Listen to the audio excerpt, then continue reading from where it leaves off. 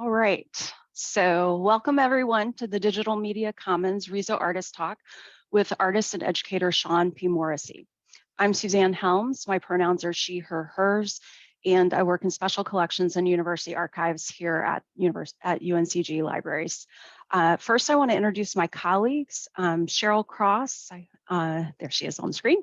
Cheryl Cross, whose pronouns are she, her, hers. She's the digital media specialist, and Paula Damasceno is the multimedia specialist and digital media instruction coordinator. Both work in the Digital Media Commons, also known as the DMC. And on behalf of Paula, Cheryl, and myself, I want to thank Interim Dean Mike Crumpton and the Innovation and Program Enrichment Committee, Grant Committee for awarding us the funds to make this presentation possible, as well as the Risograph Lab and programs that are currently going on in the DMC. The grant funds and I must say a great deal of perseverance and patience, Cheryl and Paula were able to purchase the Risograph machine and associated equipment to form the Risograph Lab in our recently renovated makerspace. Due to their hard work and expertise, the new lab is up and running beautifully. They have taught workshops for faculty, staff, and student classes that incorporate risograph printing, as well as the computer design work that goes on to make quality prints. In fact, I want to offer a special welcome to those students and staff who've attended one of those sessions that are with us here today. And for those of you that might not be familiar with risograph printing, you can see the risograph machine in the background of these two images on the screen. But it looks a lot like a photocopy machine, but it works quite differently. And Paul is going to drop a link in the chat to our research guide about the DMC makerspace and specifically about risograph printing. There are a lot of great images on there, so if you're not familiar, feel free to click on that link and read a little bit more about it as we move forward. Also, you're going to hear more about how it works from our guest speaker, who I'll introduce in just a moment. Paula is going to log on at the end and share some information and resources about how you can experience risograph printing here in the library. And in the meantime, we drop that link there. Thank you, Paula. And without further ado, our presenter today is Sean P. Morrissey, whose pronouns are they, them. Morrissey is a visual artist and visiting lecturer in the Department of Studio Arts at University of Pittsburgh in Pittsburgh, Pennsylvania. Morrissey holds a Bachelor of Fine Arts in Two-Dimensional Studies from Bowling Green State University, Bowling Green, Ohio, and a Master of Fine Arts with a specialization in printmaking from the University of Nebraska in Lincoln, Nebraska.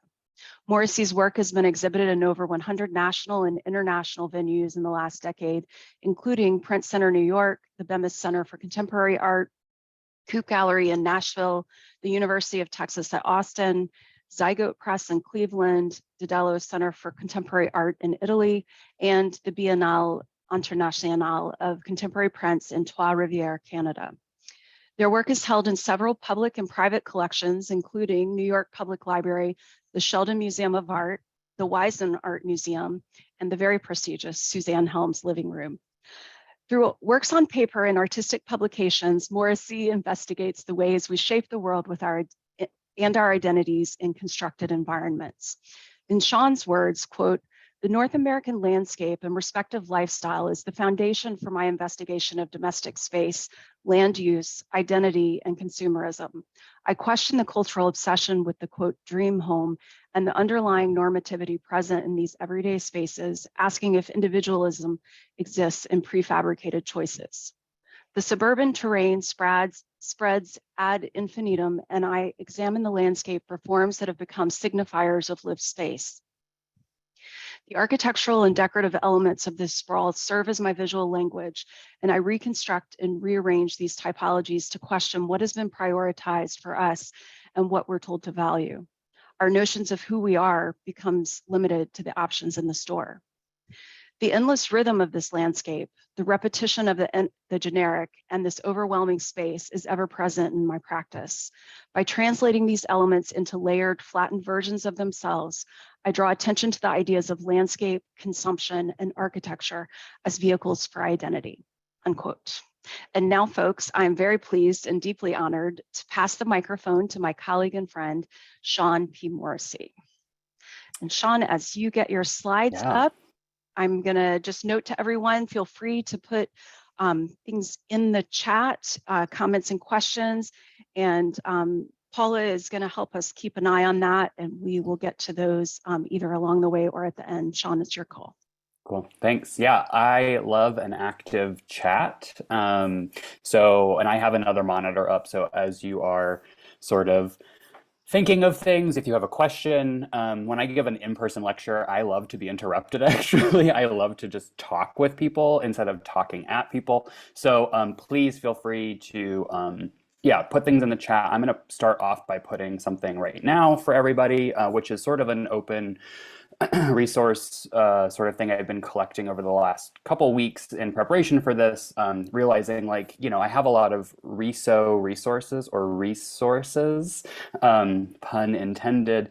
But I wasn't collecting them. And so I want to make sure that I start doing that as I talk more about this part of my practice.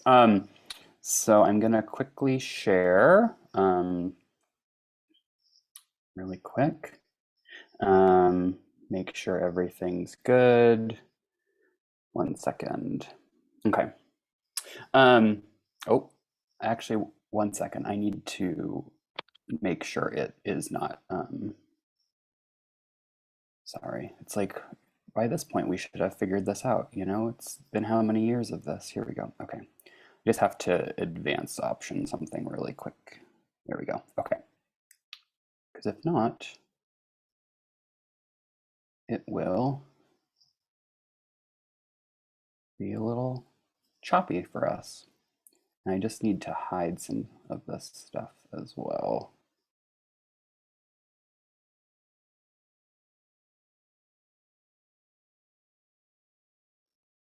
Okay. I never know how to get rid of this little bar either. 1 second. There we go. Okay. There we go. That should be okay now.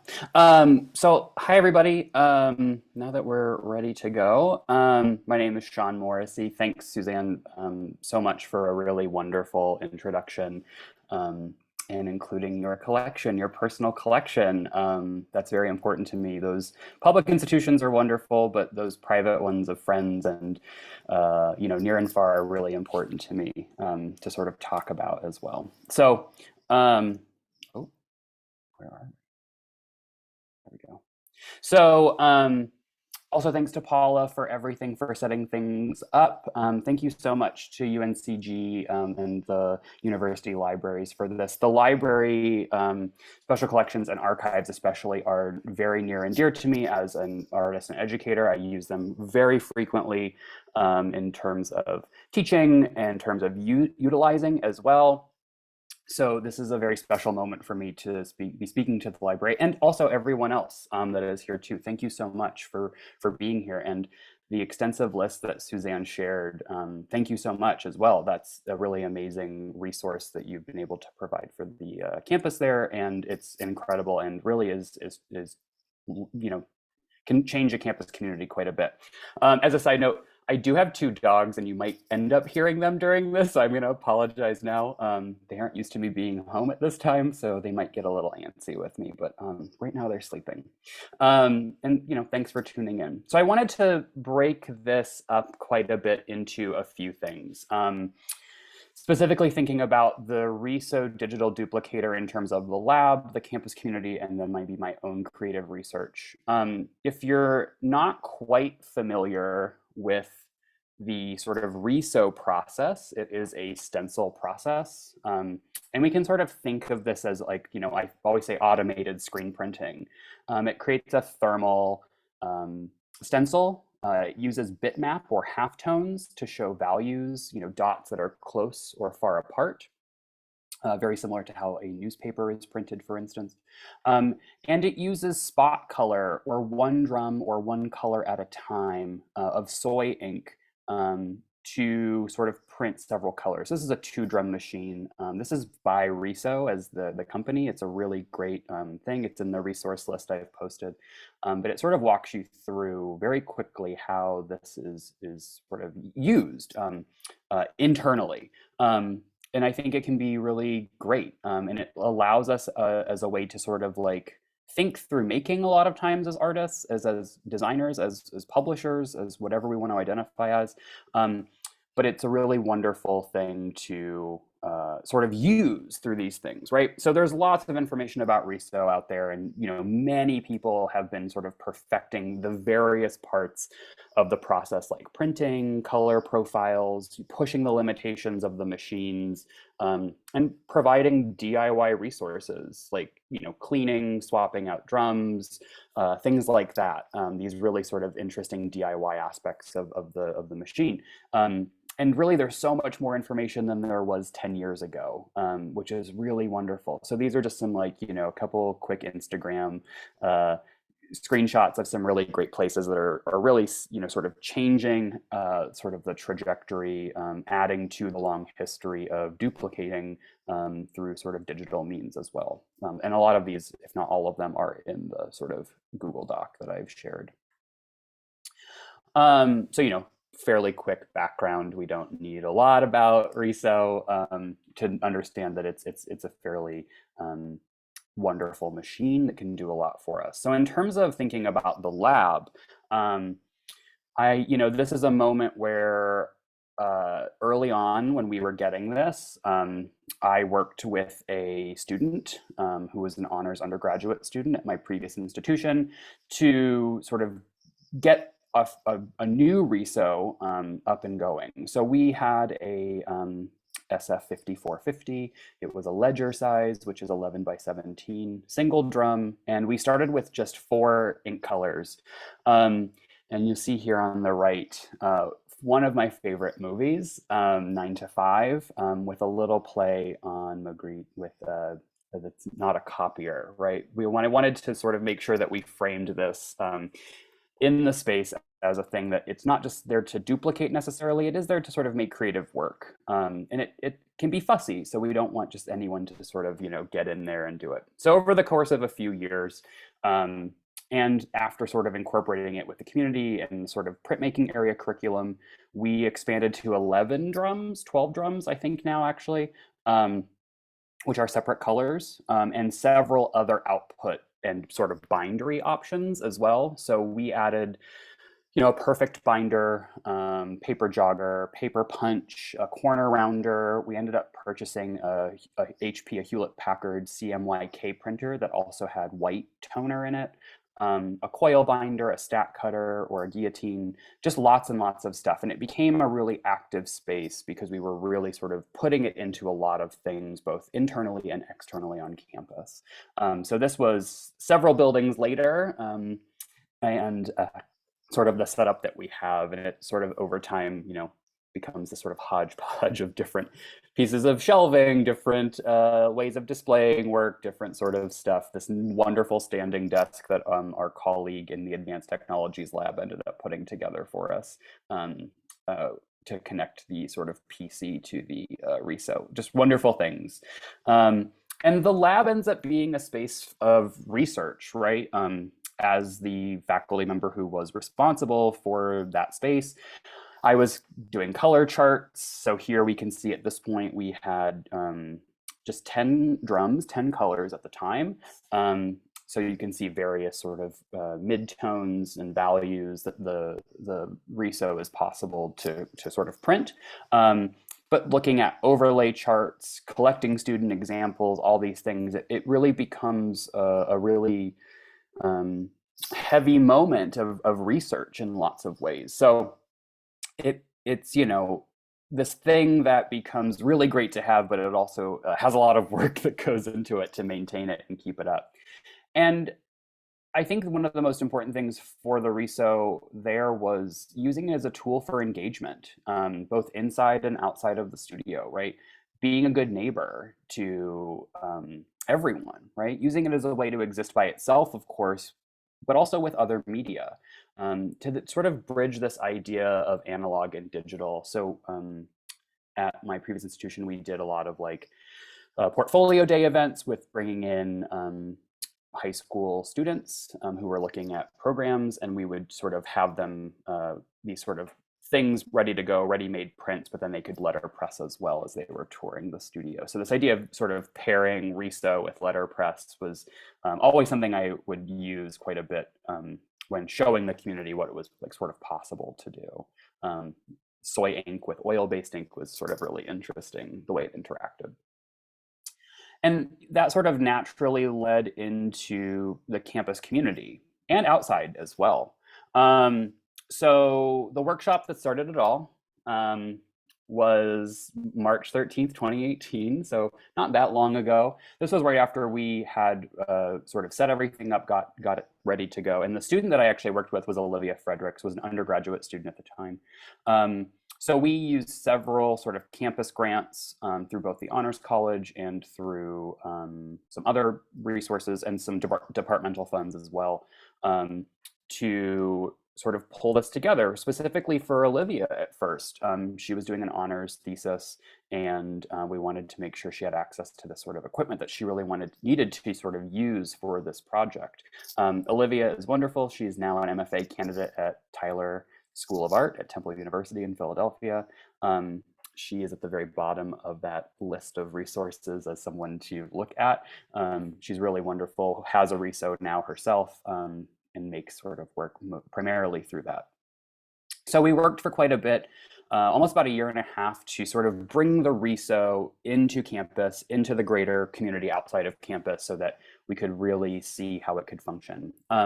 So this is some of Olivia's work that was produced both with the risograph, but also with sort of other printmaking stuff as well. So her undergraduate honors thesis was specifically visualizing the oral histories of Tibetans who are living in exile in India today. The very front one here, the front two, maybe three are from that series.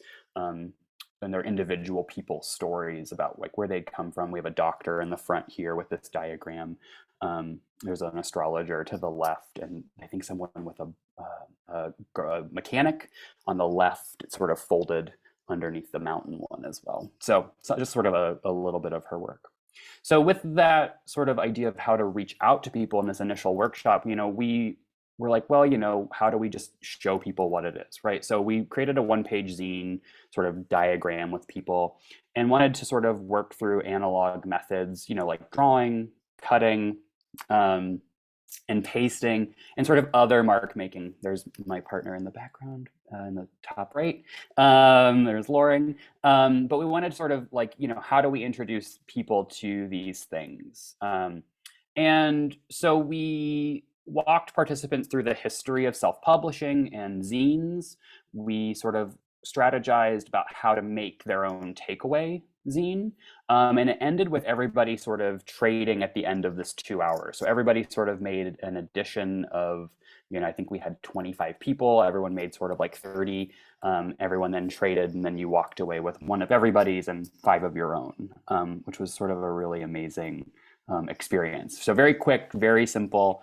And we sort of learned a lot from that and carried that over into several annual events. Olivia and I both share a love for Halloween. So our sort of collaborative education endeavors sort of naturally turned to Halloween, which was an event for, sort of making, but also a way for the community to sort of intersect with that as well.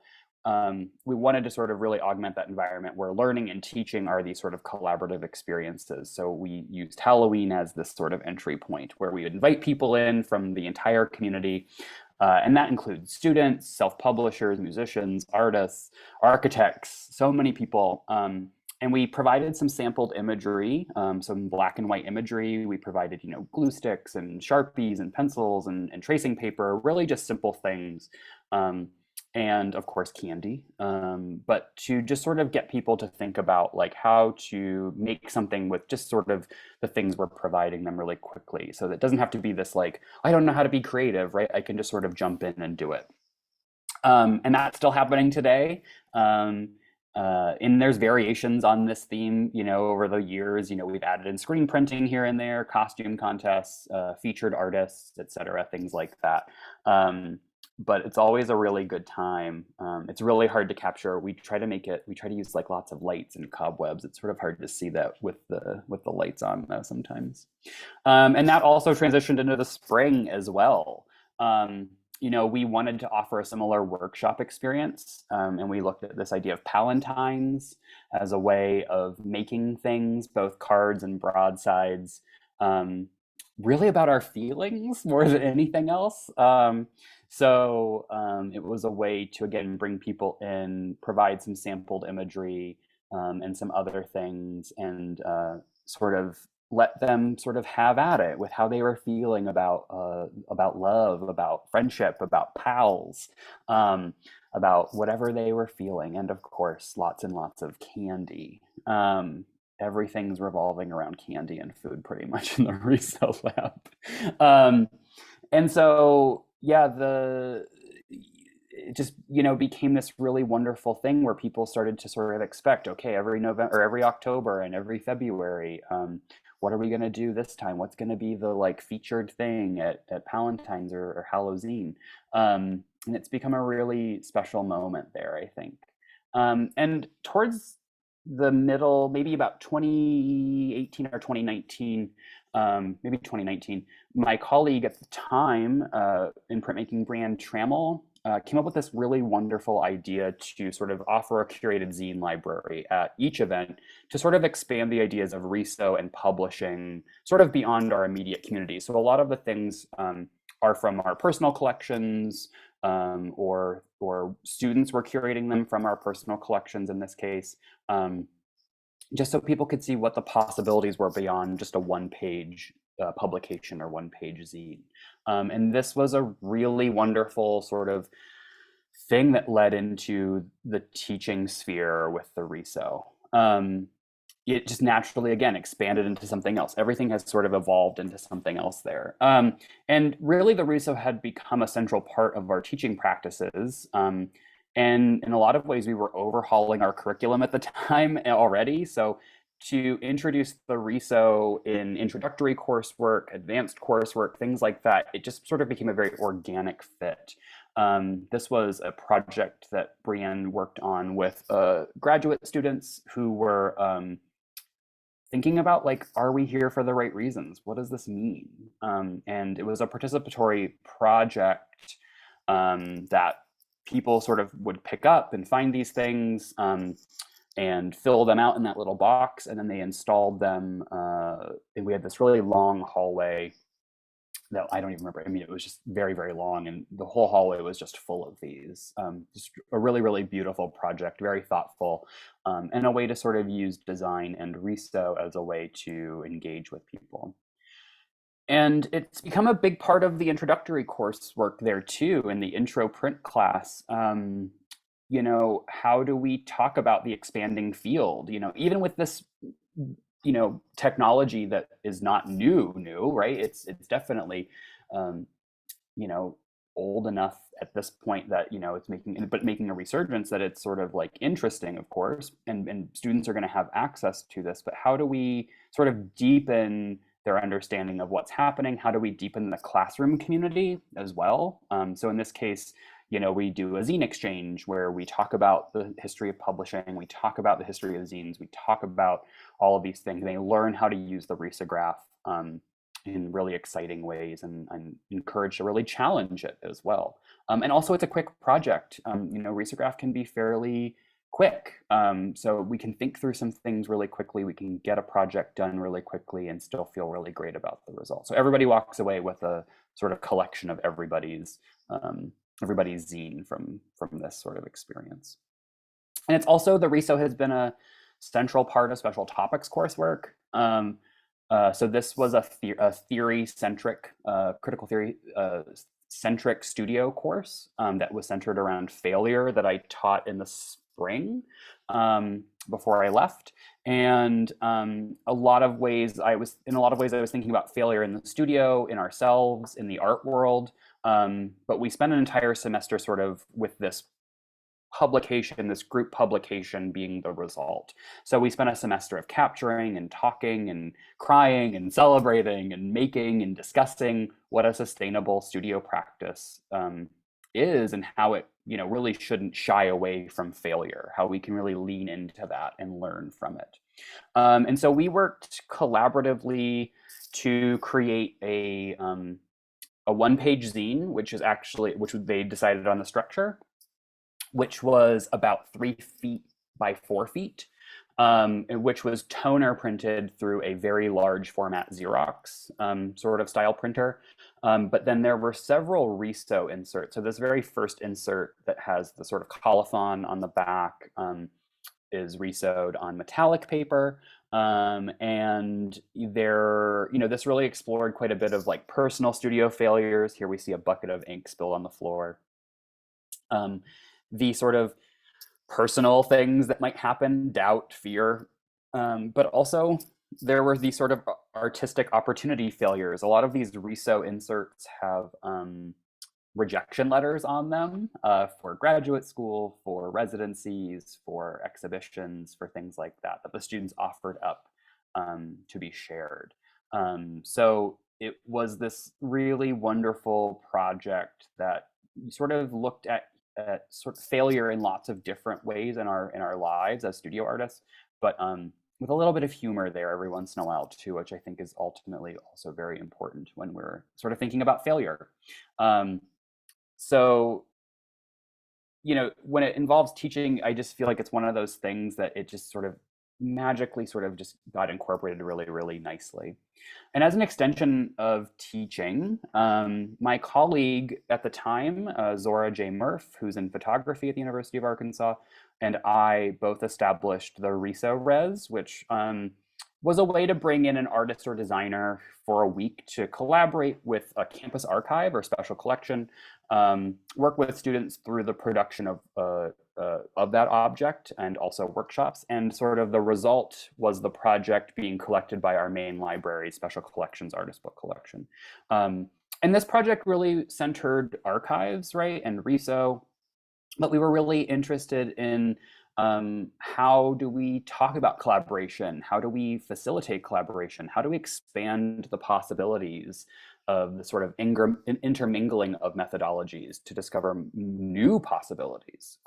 So we did Harrison Walker in 2019, which was that book I just sort of went through. And then Jason Patterson was supposed to come March 13th, 2020, and our campus soon closed down after that date, so we had to postpone Jason's visit, and I believe it's sort of still happening at some point. But yeah, really interesting way of sort of putting archives and Riso together in a really wonderful way. So in terms of creative scholarship, I really feel that, with my personal work and how the Riso has impacted my own studio practice has been sort of directly related to not only just getting it, but also teaching with it as well. I want to start with some work from the last few years to sort of maybe help contextualize the stuff we're going to be looking at that's Riso done. So I've, as Suzanne sort of pointed out earlier, but maybe in some other ways to add on to that too, I've looked at the land and the built environment for inspiration and creative scholarship for quite a long time. I have a practice that revolves pretty heavily around the landscape, which deals with a lot of land use, consumerism, the idea of identity, and sort of also desires for living, right, for home. And I work fluidly through painting and drawing, through printmaking, through sculpture, through installation, through photography, through artist books, through artistic publications. I'm definitely a person who, whatever the work needs, I generally gravitate towards it. I don't stick within one thing very often. That was a lot during graduate school for me. That was sort of hard to get people to understand at times, but I feel really comfortable living in that sort of constantly almost liminal space between projects, between methods, between these things that are really very different. Sometimes, often they move around quite a bit. And I do quite a bit of field work. In the world, and going to spaces, gathering images, samples, etc., and coming back and sort of figuring out how that stuff needs to go together. So these are screen prints, so not too far away from risograph, but these are hand-pulled screen prints that deal with sampled imagery and sort of digital reduction of that sampled imagery, that photographed imagery that I'm going out and taking. I'm very interested in how we sort of organize or alter space or boundaries to sort of suit our needs, and how we might define space for ourselves and for others. So this is a cul-de-sac neighborhood with all the sort of property lines plotted out along it, sort of like a game board, with these really interesting sort of wire frames beneath. At the time, I was thinking quite a bit about like how far do we own the land? Who owns the land? Is the land ours? And specifically thinking at the time, like a lot of fracking was happening where I grew up, very close to here in Pittsburgh, and yeah, just sort of thinking about like how far deep do we control our space. And I'm sort of always examining that evolving landscape, right, and that outward growth, thinking about how humans generate new environments for themselves. And how we move from one space to the other and sort of establish home spaces outward from city centers.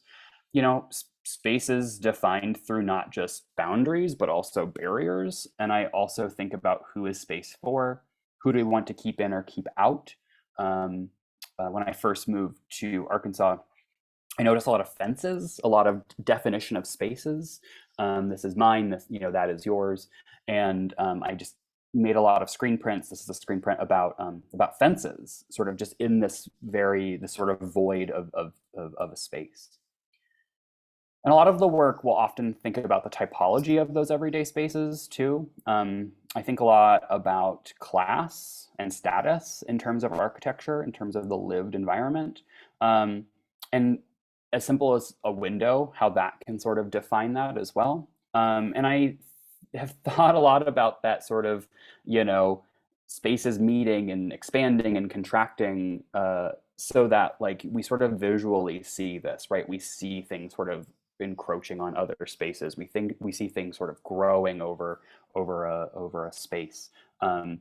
And I just love how windows can be a very simple sort of definition of status and class as well. You know, the more decorative they become, we can assume a neighborhood is very different than one that might be more commercial, for instance, and how those spaces can also blend into each other very easily.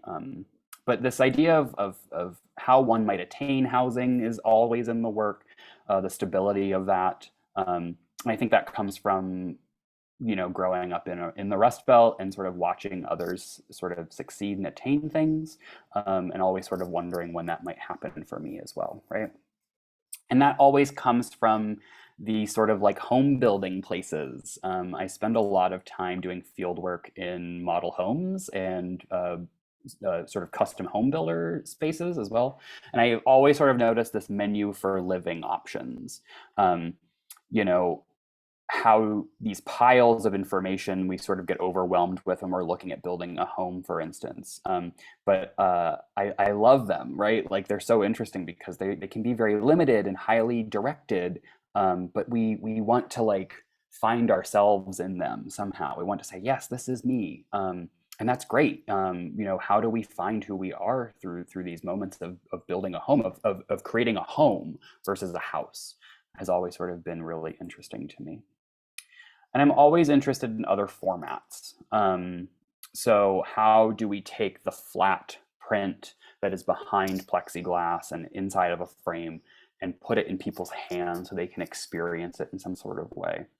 So this was a project done at Florida State University's Small Craft Advisory Press in Tallahassee, where we made a few artist books that were all letterpress printed, but the paper was shaped into the floor plan of the home.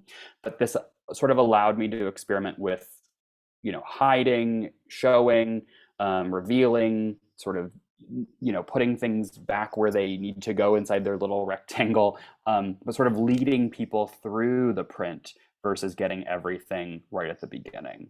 And then a lot of times I think a lot about the decorative inside of these spaces, right? I think a lot about crown molding. Then I'm really interested in the history, its function then versus now. What does it signify? why do we need it? Suzanne, you have this one.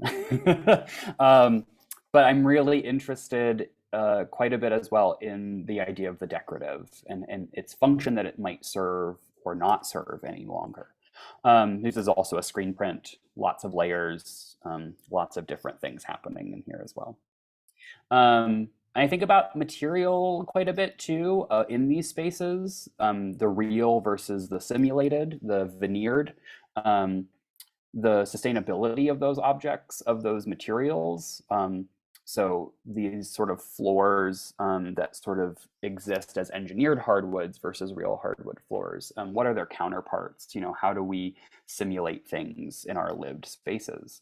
This is also a screen print, and it has like probably 20 layers of gloss on top of it. So when you see this in person, it sort of has that very highly polished sort of floor look to it. It's almost sort of hard to see at times, which is very interesting to me. And again, these sort of menus of options that then get stacked up into this sort of overwhelming nature. Starting to think a lot about like the photographic imagery that I'm sort of pulling from. So on the top left here, we have this sort of popcorn ceiling. Has always been a really sort of like funny thing for me to think about.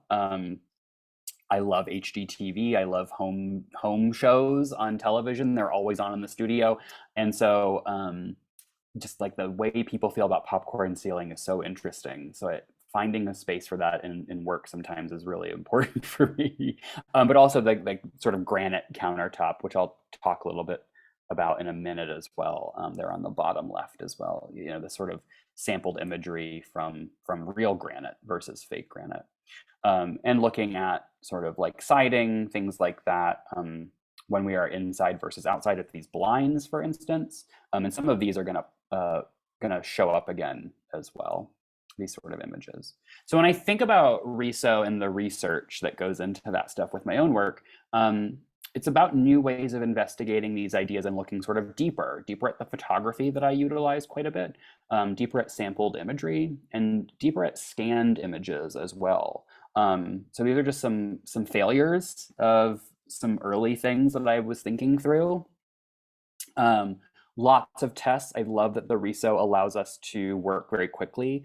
I love that we can sort of discover new things. We can sort of check things off the list that didn't work. We can sort of move in and out of stuff really nicely. And it allows us to sort of integrate those things into other formats for experiencing print. You know, how can we make those quick moves while also running the marathon of the studio process, right? So thinking through things very quickly, finding new opportunities for us to go. And I work quite a bit with digital stuff. And so one of those things, this is a lithograph a hand-pulled lithograph, several colors, but one of the things I think is important to sort of show and maybe like pull the curtain back a little bit and how this is where this is coming from, right? So I'm working fairly digitally in my practice. I am drawing all of these by hand, of course, and sort of 3D modeling them, but sort of finding how these things need to exist just so when I go to make a print, when I go to make a risograph, when I go to make anything, it's exactly sort of what I needed it to be from the start there. So moving things around in space is quite a big moment for me in the practice. And once I do that digitally and sort of draw it by hand, I use lots of different kinds of software. I filter it through lots of things to then pair it up with the right process. So it can be lots of different things, but I'm always sort of working simultaneously between the digital and the analog. So applying the Riso in these quicker ways, right, with the digital is sort of the way of like sort of thinking of the individual print, right, and also the whole object it might reference. So these are paper bricks. I think there are 16, maybe 15 in this one. And this is part of a larger sort of installation project, but it was one of those things that started early pandemic. It was a long process and a long road of learning and teaching myself how to do things. I was really interested in notepads at the time. I still am as a tool for showing work, but also thinking about sort of double-sided printing as well and how that's sort of possible. So I scanned in some bricks. I sort of created this brick texture through that scan. And then I found all the red paper I really wanted to use, and just started printing, thinking about the actual color, thinking about the sort of idealized color of bricks. I think a lot about those bricks when I was in kindergarten, those cardboard bricks, right, that we build things with, and how those are brick red in our brain. But then actually real bricks are much, much, much different, actually. And then also sort of figuring out like how to make things work, right, when you don't have the ideal setup for something. So these stacks of paper were cut into smaller stacks, and then the padding compound was applied, which is really just a perfect binding process. But they sort of make this stuff for printers, this padding compound that is really amazing, which I think is just PVA. I don't think it's anything too special. So then those dried, they were trimmed to their final shape, and then they sort of made their way into the exhibition. And these are intended to be taken. These are intended to be sort of like taken by people throughout the course of an exhibition. And I like this idea that, they are sort of simulating the object, but they're also sort of like speaking directly to the tearaway things we might find in a sort of home improvement store. A lot of that notepad stuff sort of comes from going to home improvement stores and like pulling like the piece of paper from the pad about like shingles that you might be installing, or something else like a plumbing thing, or sort of information for more stuff online to find out about a ceiling fan. So I really started borrowing that stuff I was noticing in those spaces to sort of make my own sort of creative work. And they were intended, again, to be this sort of part in this whole, right? So there are enough bricks in one brick to make up the entire facade of a home. So that was really interesting too, that sort of like, if I take one, from this one piece of paper from this one brick, it does this very interesting sort of, I don't know, push and pull that I'm still starting to think about a little bit more in some other work as well. But these are sort of all the options you might encounter over the course of that. And these get situated with other works. Again, still thinking about that menu of housing options as sort of a constellation of objects. And they're paired with framed risographs. They're paired with inkjet printed vinyl directly on the wall, framed screen prints, reflective vinyl, lots of different sorts of things. So, these screen prints like this one, which are very digitally made and then printed by hand. Thinking about utilitarian systems and how they're sort of masked with different things.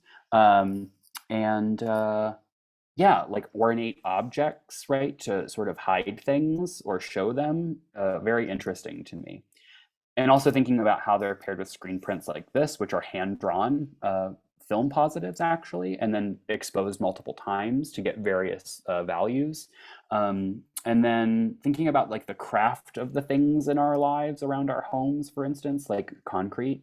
I think a lot about like all of the labor that goes into the objects of the homes that we might overlook, like concrete, and how there's a lot of specialized knowledge there that's really amazing. And sometimes we just cross it every day. It just becomes this sort of thing that we don't have to think about, or we don't need to think about. And also the things we don't think about, like the foundations of our homes sometimes, right? Like unless something goes drastically wrong with them. So this is a risograph on Reeves BFK paper, which was flattened quite a bit to make it smooth, and sort of pulling some of that photographic work from my field work and just showing it in the sort of constellation. And so this is also reflective vinyl that gets paired with these risograph prints on the wall. Whether you use the flash on your camera or not, right? It turns these lights, this reflection on and off. And so, trying to pair these things with other moments to sort of get this larger view of what a home could look like at different perspectives. How can we see a house without the traditional shape of the home? And what could it look like? And this entire exhibition featured quite a bit of Riso in both traditional and non-traditional ways. Yet even the non-traditional relied pretty heavily on sort of book and publication methods. Um, but I always am looking for ways to sort of reevaluate how the work might function, right? How can we engage with it more? How can we do something new with it? And so one of those things I'm always thinking about with this piece is like a study of what is popular. I sort of showed some early lawn-based work, some grass-based work early on here. But this was a way of like showing mowing patterns. I was really interested in like how people mow their yards for a while. And sometimes the way they mow their front yard versus their backyard. So how we project, how we show people, like how we might be really organized, right, on the outside, which is like me, right? But like inside, it's very different, controlled chaos, right? So this idea of this physical representation of land and of mowing patterns, all these very interesting options for like who's going to take what, right? What are they going to have? What are they going to like? What are they going to be drawn to? And so there have been several variations of this piece over the last couple of years, with that first one being that I showed being the perfect bound option, and this is the sort of loose leaf option that people can sort of take with them. And I love the sort of area for the sidewalk that I created with this one, right? The curb lawn versus the sort of home square lawn, and how that can be very different. And this is also paired with more takeaways. So this is toner printed on butcher paper. And I kept thinking a lot about like, how can we quickly build a fence if we needed to, and we didn't want to go buy all the lumber. But also, what if the wood was just veneer and nothing more? So in action, sort of this idea of like pulling the sort of fence from the roll to build it very quickly.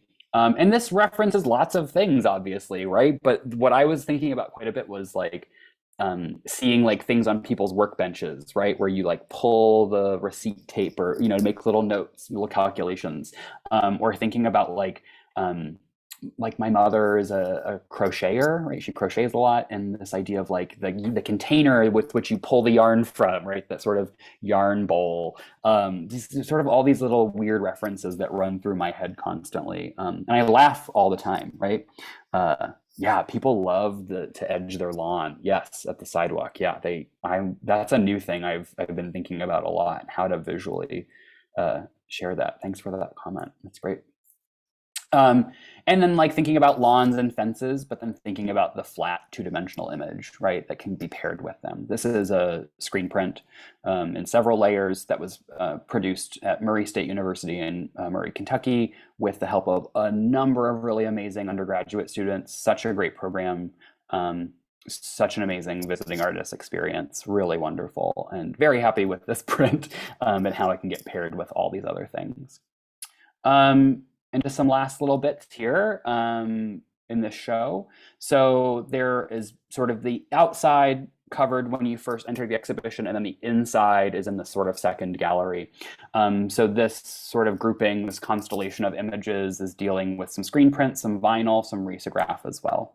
And we have some very traditional sort of photographic risograph prints, right? This is just gray, this is a black drum, black ink on white paper, and looking at popcorn ceiling. This took a lot of trial and error to get that like perfect lighting on that ceiling and not get any sort of other things happening. But how do we confront the things we might not like, right? This is sort of like the Rorschach test, right? Of like popcorn ceiling, like what are you going to see inside of it? But then having this paired in that constellation with this screen print of the ceiling fan, another object I'm very interested in, but where the mat of the frame becomes the actual popcorn ceiling now. That I thought about this print for a long time and like how it needed to exist in the world. And this was where it ended up, right? I wanted to make the frame also have popcorn ceiling on it, but I just figured that was a little too much. But yeah, I love this idea of material and how it can be used in other ways, but also paired with the flat image that might exist somewhere else in that sort of show as well. Oh yeah, they do. I didn't even think about that. Thank you. Yeah, they do trigger. Is it trypophobia? Yeah. Oh. And then on the floor, more risograph prints, this idea of, as I was I look through Zillow quite a bit. I love to relax with some Zillow. It's my favorite video game. And I kept seeing this like vacuum pattern, this very professional way of displaying our floors. So these are basically your guide, right, to your beige carpet or dark gray carpet, how to get that perfect pattern so that you can mimic this at home for yourself. So again, sort of borrowing that language from the home improvement stores was really important for me. And these last four are looking at the kitchen specifically. So we have some screen prints here, some inkjet printed vinyl, some risographs, and some hot stamped foil faucets as well. And I'm really interested in this idea of the commercial, right? So I love Riso, not so much that it's commercial, but that it's this thing that's really accessible. But I also love the commercial in the sort of industrial print technologies that you might need specialized equipment for. So this was brought into the studio at the time, hot foil stamping from the University of Iowa by my colleague at the time, Brienne Trammell, who spent some time at Iowa as the sort of foil person. And I just love this process. It's screen printed glue on paper, and then this very thin foil is laid over, and then heat is applied to it, and then you peel the foil off, and the glue accepts the foil, but only where the glue is. And I love this idea of just like, how do we embellish this thing? How do we get this mirrored surface? And also pairing that with screen prints of granite.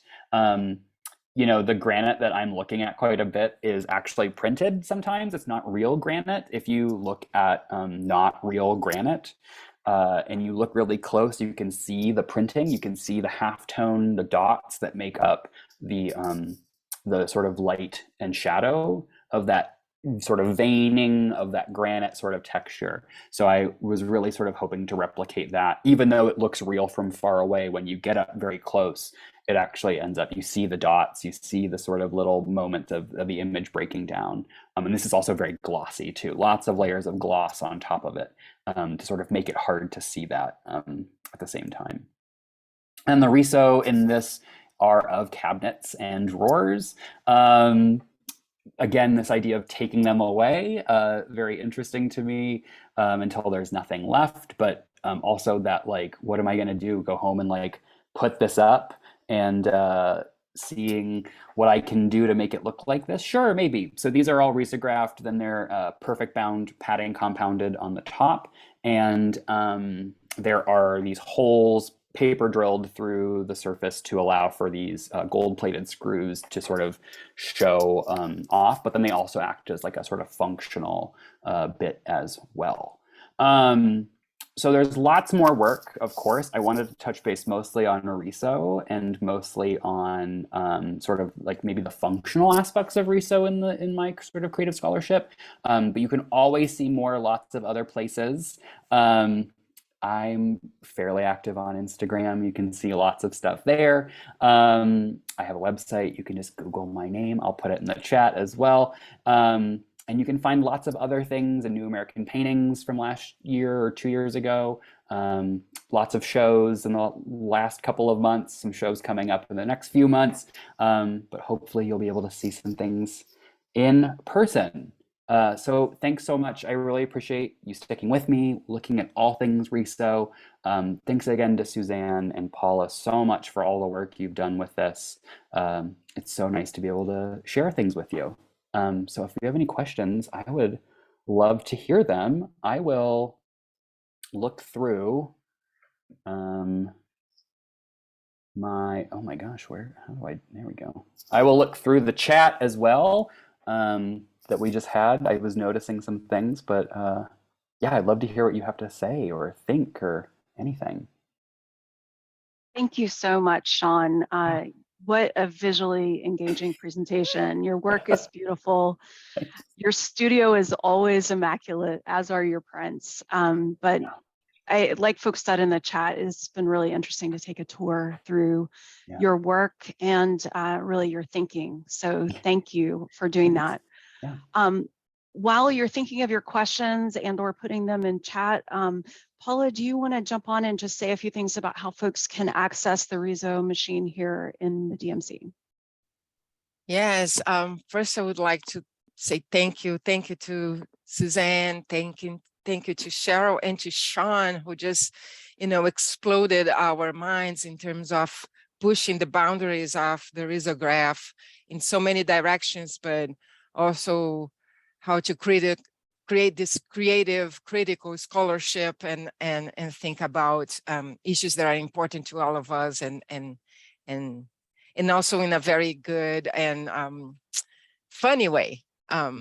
So thank you very much, Sean, for being here with us. I have a question, but I will allow some folks to think about some questions if they want. I am now putting on the chat the link again to the Digital Media Commons lib guide, where you can see a series of slides about the specific risograph machine we have and how it works. And also there you can email me, schedule an appointment with me. We are in testing mode or test mode, which means one thing, it's great, we are not charging yet. We are creating guides and creating prints that can help folks to think about how to use the machine and what the machine produces in terms of colors, color combinations. So please email me, email us, access the lib guides that I put on the chat. You can have us on a one-to-one, in a group session, bring your class. And again, I am just like with a whole new set of ideas that Sean just, put some seeds on it. And Sean, want to ask you a little bit about students and about the participation in these workshops and just some highlights of how they engaged with it, if they, after workshop, when they come back, if they come back, and just a little bit more about students and the population that you have worked with. I guess I remember you saying that the zines were for undergrad, or was it open to a broader community, and the differences there? Yeah, so I feel like in the early sort of sessions of the workshops that were sort of open to campus and outside the campus community, I wonder, like now, like, yeah, we had a lot of people that would like, they would take more classes with us, right? They'd be like, oh, this is a lot of fun. So we would have people come back in that way. We would also have them, Olivia, when she was still an undergraduate student, would be there on every Friday. And she very wonderfully donated her time. She wanted the Riso to be very successful. She wanted students to engage with it. She would come in on Fridays and be there from, like a 4 or 5 hour time and just like work with people and just show them things. And sometimes people would stop in really quickly because they'd been to a workshop and they wanted to make more, and they would make fun stuff, right? And sometimes they would come in and be like, all right, I have this larger idea. I want to make a bunch of stuff. And they'd make like, something for a specific piece for another class, outside of printmaking, outside of like maybe for sculpture, things like that. So it really was, it took off quite a bit. And then I think the more we sort of centered the curriculum around the Riso at various levels, and those were, so we would do it in intro to printmaking. We would do a little quick bit in screen printing, the course of screen printing. And then Brianne started a number of courses in the upper level, and I don't know all of them off the top of my head, but one was like specifically archive based and sort of looking at like pairing up archives with the Riso, right? So like pulling from archives, pulling out imagery, pulling out sort of any sort of research, and then sort of responding by making publications, by making objects with the Riso, things like that, sort of, anything goes. And then there was like an expanding field class that we were teaching, and then there was another one that also was sort of like archive based as well, and sort of research heavy. So we sort of wanted to get people at various levels to be engaging with them. So yeah, it was students, but then we also had a number of people coming in who were in English, both graduate and undergraduate. We had people who creative writing. We had people, some people in the sciences as well coming in, especially around thesis time, that wanted like really interesting takeaway stuff for things that they were doing for their presentation, their public lectures. And yeah, we just sort of had some repeat people with outside of the sort of maybe creative field sometimes. So yeah, it was a lot of people all the time in there. And I think then COVID, sort of the beginning of COVID, really sort of started to have the opposite effect, right? We didn't really know how to get people in that space. It became a lot trickier, but we ended up putting like a sign up online, like a sort of, I don't know, I forget what the term of the software is, but you could like register basically and come in. And then that really ramped up again, I think, right before I left, we had a lot of people using it, especially as we sort of had classes coming back into person as well. So yeah, it was used in a lot of ways, by a lot of people. And in one of those early workshops, my last little bit about this, there is a person that's sitting at the table who was a high school student at the high school there, who then came to the program to get into printmaking and using the risograph. So it was this amazing thing that we watched this student come from the high school and then watched them graduate from the program using using that equipment. It felt very special to see the whole thing sort of happen in that timeline, like in real life. But yeah, that was just really incredible to see. Like it was reaching beyond the sort of like boundary of the university. Yeah. Yeah, thank you. Just to remind folks that the link that I posted is to our Digital Media Commons LibGuides, but also that Sean had posted, again, the amazing resources that they are making available to us, and their own website, which I have been there. It's, again, inspirational, food for thought, for beauty, for everything. Yeah. Thanks for being here today with us. And Yeah, Suzanne? So are there other questions? If folks have other questions, feel free if you want to unmute.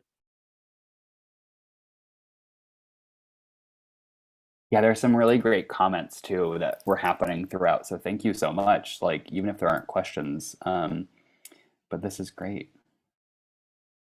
Yeah, I have to agree. And I do want to second what Audrey put in the chat there. I have loved seeing all the work and output Paula and Cheryl have facilitated for the Riso and the DMC. It's been so exciting to watch. And I feel like too, just you've inspired us even further, like seeing all of the possibilities. I love the way that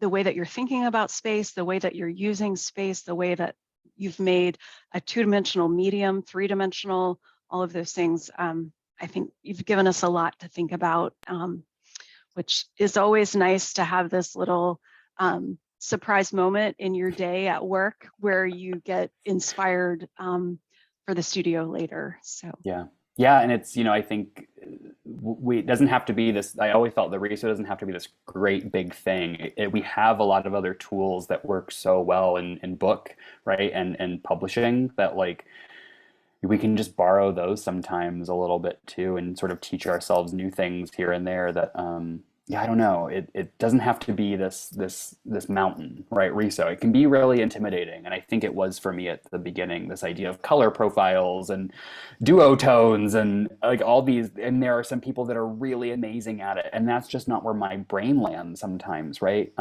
My brain lands in very simple ways of thinking, of making, right, really quickly, and that. You can still do that in Riso, which is what I'm trying to say. And it's so nice to be able to, be able to do that.